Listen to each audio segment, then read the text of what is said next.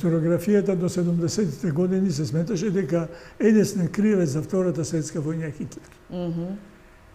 Меѓутоа, прашањето е дали еден човек може да предизвика војна? Кој е тој човек што може да предизвика војна, ако нема позади себе други кои што ја водат целата... Значајни фактори кои влијаат.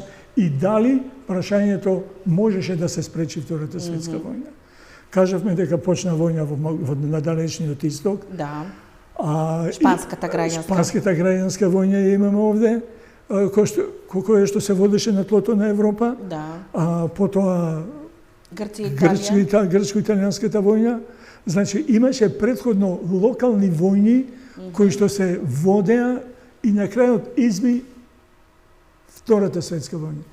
Можеме да зборуваме дали денеска се води Трета светска војна, имајќи го оно што ни се случува со војната во Украина, војната во Израел.